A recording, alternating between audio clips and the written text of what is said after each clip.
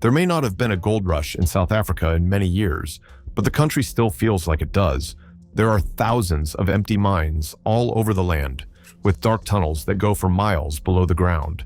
With no one guarding them, these shafts became the perfect hiding place for a new kind of enemy.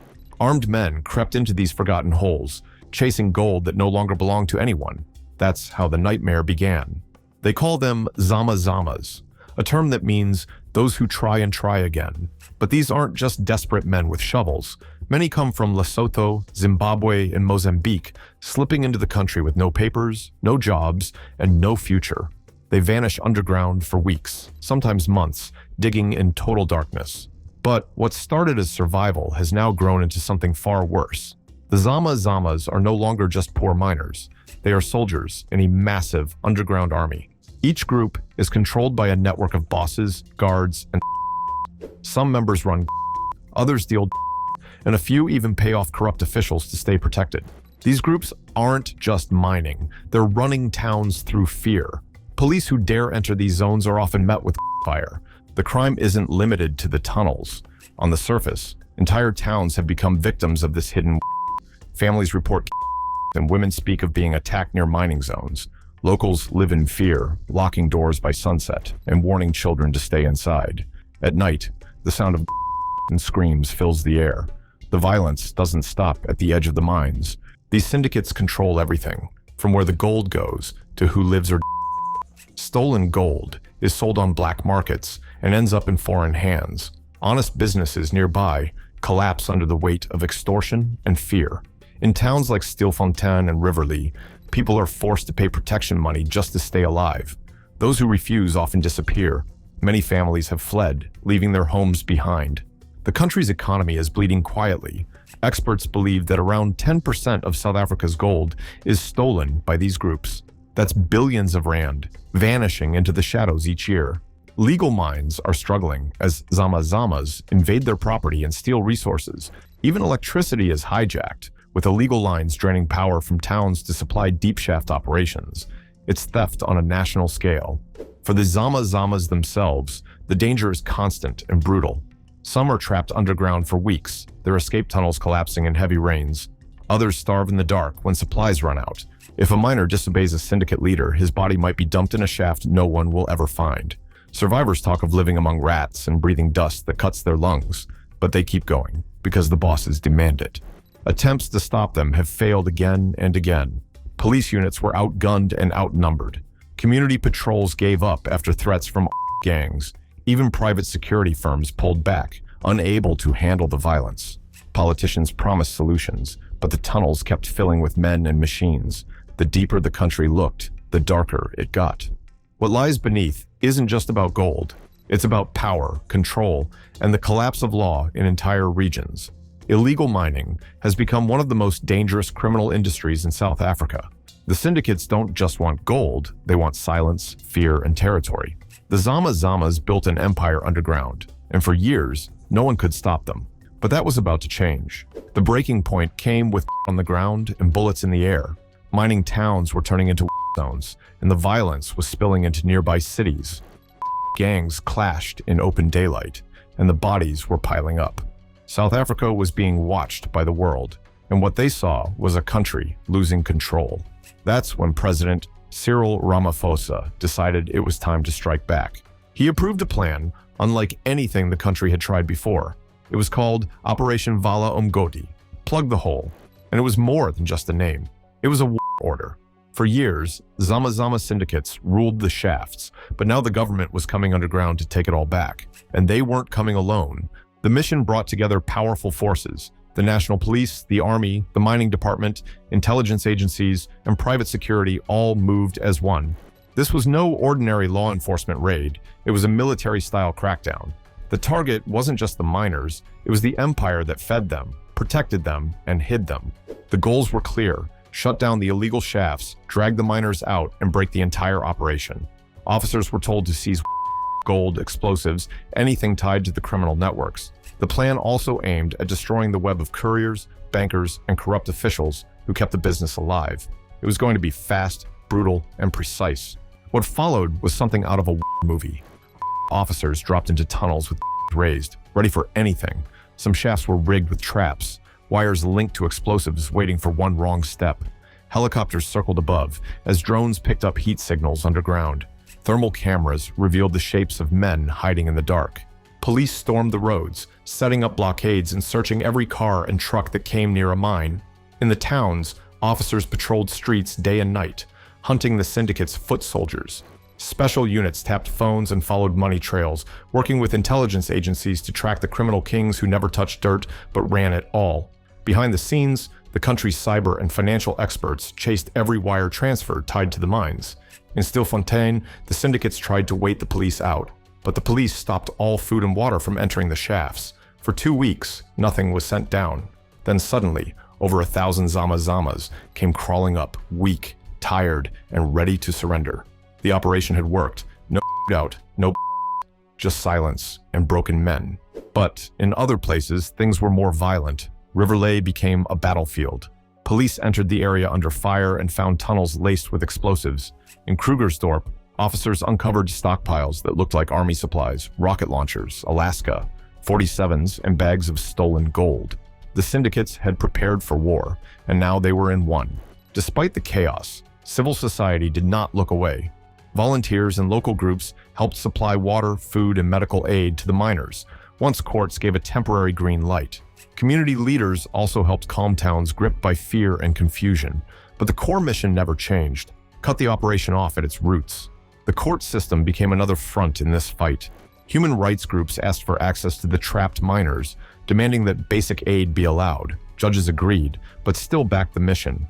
They ruled that while food could go in, the crackdown must go on.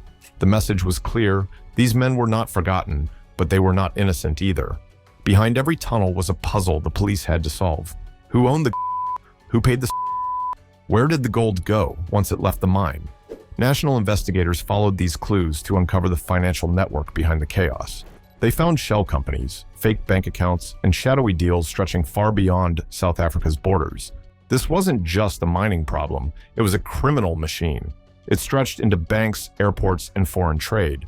And slowly, Operation Vala Umgodes began to tear it all apart. Over 18,000 arrests were made, were seized, shafts were sealed. But more importantly, the country took back its ground, inch by inch, tunnel by tunnel. And though the wasn't over, the message was sent. The state was back. It started with a single raid, but within months, it grew into one of the largest takedown operations in South African history. Over 18,000 people were arrested across the country. The numbers were staggering. Each day brought new suspects, caught crawling out of tunnels, dragged from safe houses, or caught trying to flee. The syndicate was bleeding from every direction, and the police didn't stop. Miners were the first to fall. Thousands of Zama-Zamas were pulled out of the ground, most starving, weak, and confused. But they weren't alone. The police started finding the real players, people hiding behind false names, fake IDs, and corrupt uniforms. These weren't just criminals. They were part of a well-built system that had survived for years. Some of the most shocking arrests came from within the police itself. Officers caught taking bribes, supplying ammo, or warning syndicates before raids. They wore the badge by day and helped the syndicate by night. These betrayals cut deep, but the operation didn't slow. Instead, it became a mission to clean out rot from every level. Foreign nationals also made up a large part of the arrests. Many were undocumented. Others used fake papers to stay under the radar. They had come from Mozambique, Zimbabwe, and Lesotho, joining the mining networks or guarding them with guns. They were caught carrying weapons and sacks of stolen gold dust. But the true cost of this war wasn't just in handcuffs. It was in broken bodies. Hundreds of miners, many trapped underground for days, needed urgent care. Some were pulled out unconscious. Others couldn't walk. Their faces were sunken, their clothes torn, and their eyes lost. Hospitals struggled to treat them all as medics raced against time. Human rights groups reacted fast. They took the police to court, accusing them of starving people underground. They called the operation cruel and dangerous. But the courts made a hard choice. They allowed temporary aid, but ruled the mission could continue. The law was on the police's side for now.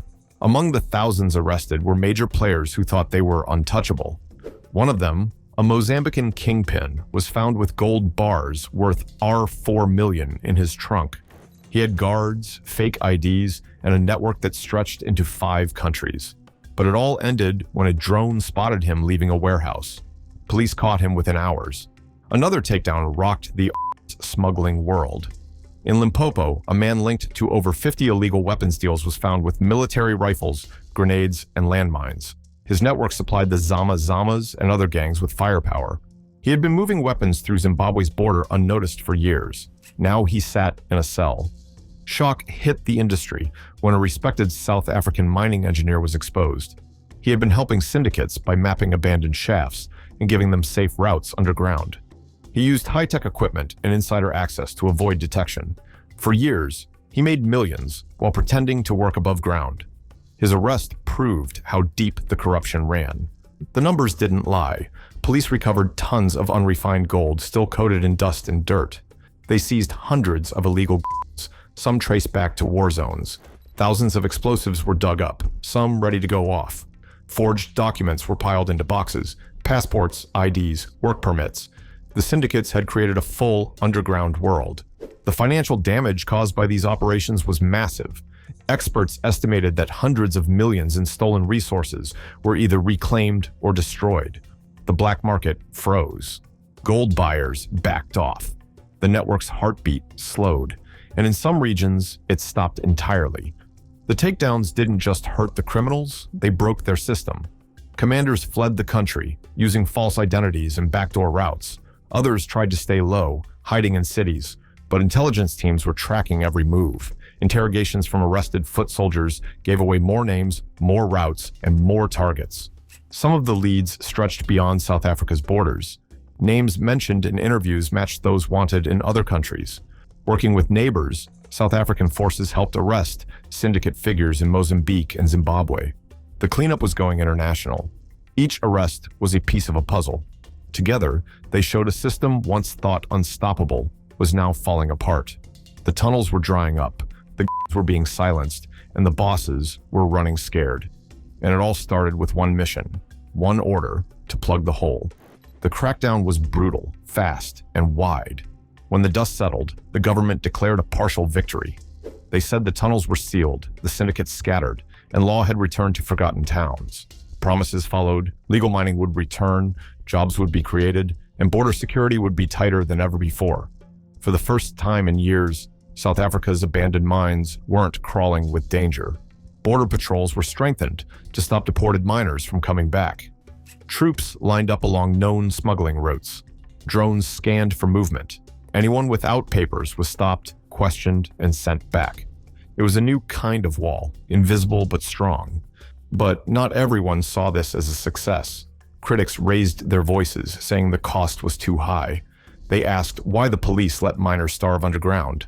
They said cutting off food and water was inhumane, even for criminals. Courts listened, but didn't decide quickly. Some legal challenges are still waiting. Lawyers argue that human rights were violated. They say some of the arrested were innocent or forced into mining by hunger, but the government stands firm. They say saving the country meant making hard choices. Still, fears remain deep within many communities. Even after the arrests and raids, some believe the syndicates aren't truly gone. They say if poverty and corruption are left untouched, others will rise to take their place. The gold is still there. So are the desperate. In towns like Riverlea, the change was real. For the first time in years, children walked to school without gunfire nearby. Stores reopened. Families returned. The streets were no longer filled with strangers carrying rifles. Relief spread through the towns like fresh air after a storm. But so did silence and suspicion. People didn't forget the terror. They wondered if the calm would last. They knew peace could be temporary. Some still sleep with lights on. Others whisper about the men who got away. They fear those who escaped will come back. They fear they'll bring vengeance. After all, the syndicates had ruled for years. Civil society groups stepped in where law alone couldn't reach. They saw the pain and hunger still hanging over the towns. They said fighting crime was only part of the answer. They demanded more, real jobs, safer streets, and a way out of poverty. They warned that without these, nothing would change. Former miners began to speak. Many said they never wanted to break the law. Hunger pushed them underground. They said the real criminals were the ones funding the mines, not those holding pickaxes. Their voices painted a different picture. They weren't looking for gold, they were looking for food. They didn't carry guns, they carried hope. They wanted a chance, not a fight. But the system gave them nothing else. Now they're left with scars and questions. Surveillance didn't stop after the raids ended. Police stayed in mining towns, watching and waiting. They searched for signs of regrouping. They checked tunnels for fresh digging. The message was clear: this fight wasn't over. The government launched public campaigns to warn the youth. Posters showed pictures of jail cells and body bags. They told stories of broken families and shattered futures. Youth groups were pushed toward training centers, but many said the help was too little, too late. In some towns, kids still skip school to search for work. For them, the gold still whispers promises. They know the tunnels, the paths, the risks. They've seen both the pain and the profit. And that pull is strong. The scars of the operation cut deep into the land and the people. For some, it was a rescue. For others, it was a nightmare dressed in a uniform. Trust in the government remains broken in many places. Healing won't come fast. What comes next depends on more than police raids. It depends on rebuilding communities, one job at a time. It depends on listening to the people who lived through the chaos. If that doesn't happen, the cycle will begin again, and the mines will never truly close. The goldfields hold more than metal. They hold fear, memory, and hunger. They hold the roots of a war still being fought. The syndicates may have fallen, but their shadows stretch long, and no one knows what tomorrow will bring. The tunnels are quiet now, but danger still lingers. Not in footsteps, but in silence. Not in gunshots, but in poverty. South Africa is at a crossroads, and the wrong turn could bring everything back. The story isn't over. It's paused, waiting for the next move. The syndicates are down, but not out. The country is awake, but not healed. The war beneath continues. Operation Vala Umgodi hit hard and fast. It tore open a hidden world where gold, crime, and desperation ruled for years beneath South Africa's surface. Thousands were arrested, tunnels sealed, and weapons seized in a massive crackdown. But this was not the end of the story. It was only the beginning of a much larger, deeper war. For the first time, the South African government struck with full force and precision. Soldiers, police, and drones entered the dangerous darkness of abandoned mines. They faced gunfire, violent resistance, and mines rigged to explode without warning. Despite the chaos, they stood strong against a criminal empire built deep underground. The world could no longer ignore what was hidden beneath. But the Zama Zama network did not vanish with these raids. It is wounded, but far from defeated. Beneath the surface, countless tunnels remain open, and weapons lie hidden in the shadows. Men continue to hide, watch, and plan their next moves in the dark. Many of them will never stop digging or fighting. This crisis goes beyond gold. It is about people forced into impossible choices between hunger and crime. Many illegal miners came from faraway countries, fleeing war, poverty, and violence. They crossed dangerous borders with nothing but hope in their hands. Their lives became currency in a dangerous game run by ruthless criminals. Behind these desperate miners stand the syndicates. These powerful groups finance the digging, traffic stolen gold, and silence anyone who gets in their way. They do not care about the miners' lives or safety. Their only concern is profit and control. They are ready to find new tunnels and new routes to keep the gold flowing no matter what. South Africa itself has deep cracks in its system. Corrupt officials take bribes and turn a blind eye to illegal mining. Border patrols are stretched too thin to stop all movement. Mines are left open and unguarded across the country. For every tunnel sealed, dozens more remain untouched and ready for exploitation. The real treasure beneath South Africa is not gold. It is conflict, hunger, greed, and a broken system that allowed criminals to grow while ordinary people suffered. This failure took years to build and will take many more to fix. No raid or arrest alone can solve these deep problems. The battle must continue on many fronts. Now, the country stands at a dangerous crossroads. Will it keep using force alone to fight crime underground, or will it fix what is broken on the surface? Schools, roads, and real jobs. Will it offer people a way out of poverty? Without real opportunities, many will return to illegal mining, risking everything just to survive. 18,000 miners have been caught and removed from the tunnels, but thousands more remain hidden in the shadows, waiting for a chance to come back. They know the tunnels better than anyone else. They know the risks and rewards of the illegal trade. They have survived worse crackdowns before and will not give up easily. For now, the goldfields are quiet. But silence does not mean peace or safety. It means everyone is watching and waiting for the next move. The government must decide whether to keep pushing hard or try a new strategy. Meanwhile, the syndicates prepare to strike back, hidden but ready. This is not just a fight against crime. It is a fight for survival and control over land, people, and power. It is about whether South Africa can reclaim what was lost in the dark mines, or whether it will sink once again into shadows and violence. The choices made now will shape the country's future for decades. The war beneath the surface is far from over. The deeper we look, the more danger and desperation we find. Every tunnel holds stories of hope, fear, and betrayal. Every shadow hides the risk of violence and loss.